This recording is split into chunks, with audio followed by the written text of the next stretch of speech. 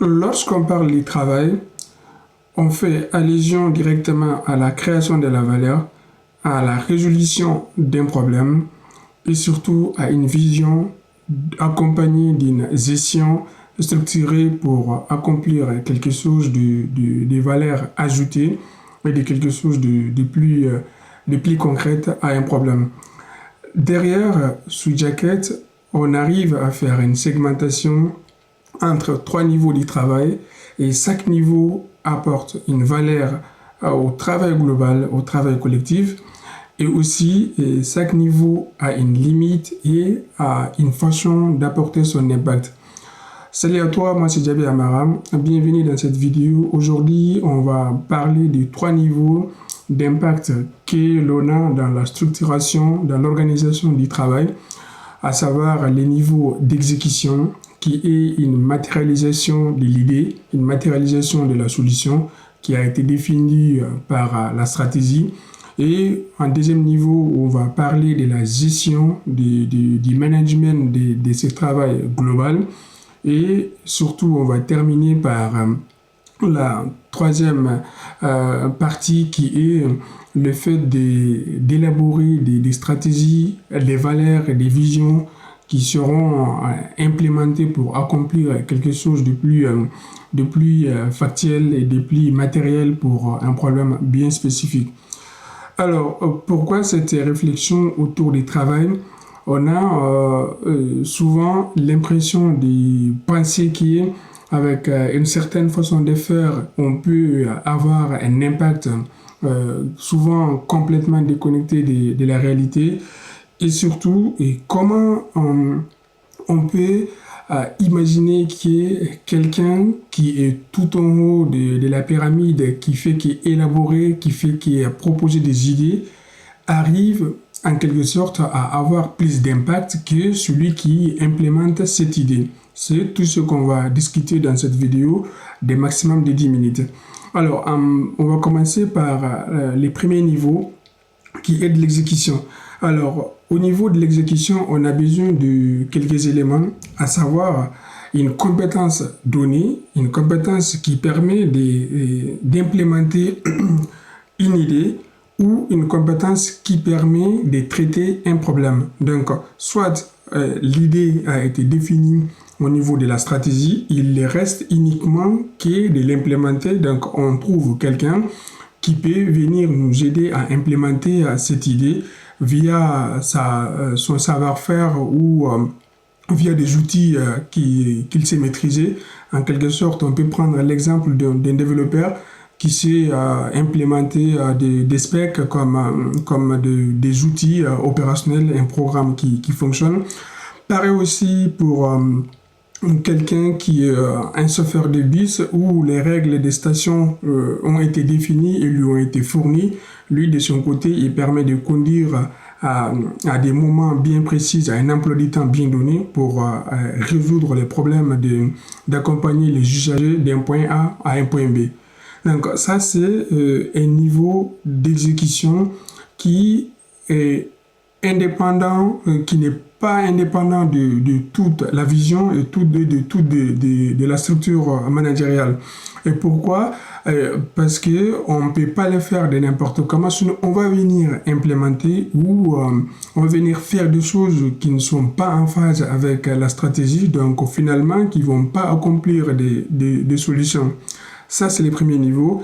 Donc, à ce niveau-là, l'impact est très, très mesurable et c'est quelque chose qui peut vite devenir limité.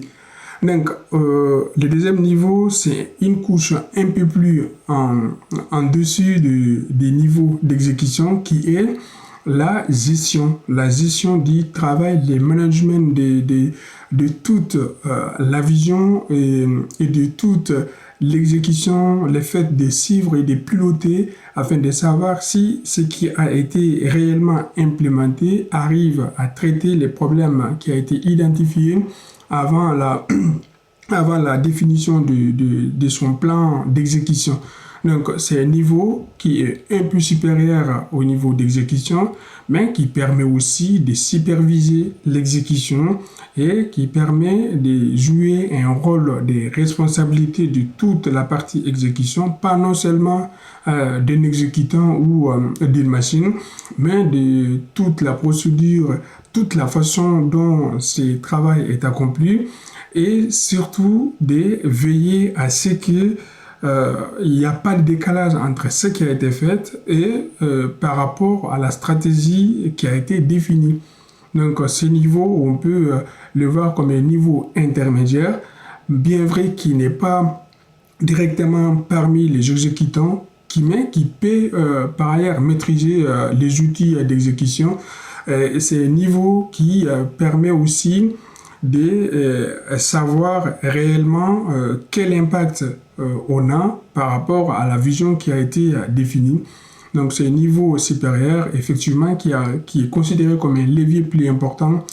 C'est pour cela on peut avoir dans certaines façons d'organiser les travaux que une hiérarchie gestionnaire et manager arrive à avoir effectivement beaucoup plus d'impact sur quelqu'un qui implémente l'idée proprement dite. Alors, en troisième niveau d'organisation, c'est là où on va venir définir les objectifs stratégiques de comment on souhaiterait accomplir les problèmes et avec quelles ressources nous allons implémenter cette solution et surtout désirer les interactions sur les marchés de façon globale. Comment est-ce qu'on arrive à maintenir une telle relation avec une telle organisation? Est-ce que cette collaboration avec une telle activité est en phase avec nous et quels sont nos codes de fonctionnement, quels sont nos objectifs à atteindre, dans quel cas on considère que nous n'avons pas accompli grande chose.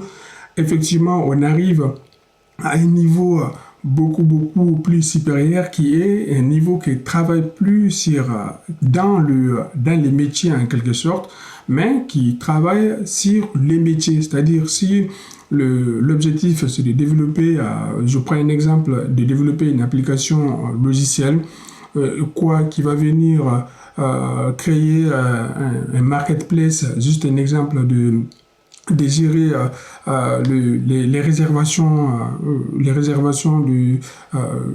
des hôtels et tout ça. On aura des gens qui vont venir faire l'exécution, c'est-à-dire qui vont venir implémenter l'idée des bases. Il y a un deuxième niveau qui va se charger de la gestion de tout ce travail et un troisième niveau qui va se concentrer sur la façon dont ce positionnement va être fait, quel type de structure ciblée et à la fin, comment est-ce qu'on arrive à évaluer notre part des marchés, quels sont nos éléments directs qui sont en phase avec nous sur ces segments. Donc tout ça, c'est pour vous dire qu'à un niveau, on peut directement trouver notre impact réel sur un travail et surtout de savoir directement quelles limites on peut avoir en termes d'accomplissement.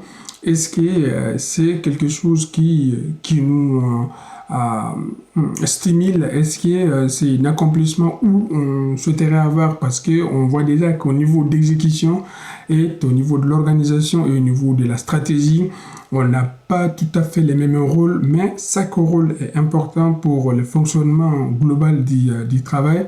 Et voilà. Et pour terminer, ce que j'aimerais ajouter, c'est que il y a aucune partie de ce travail qui peut être maintenu à 100% par une seule personne. Et c'est pour cela un travail, c'est une équipe avant tout, avec des compétences diverses et variées, avec des faiblesses et des forces, accompagné des menaces et des opportunités à faire. Donc tout cela rentre dans un seul cadre qui est d'apporter de la valeur ajoutée, tout en maintenant tout le monde dans la même suivi de structure des valeurs. C'est tout par rapport à cette vidéo. Et pour terminer, à la fin, je te souhaite une très bonne et meilleure année 2026. Beaucoup de réussite, d'accomplissements et de bonheur à vous.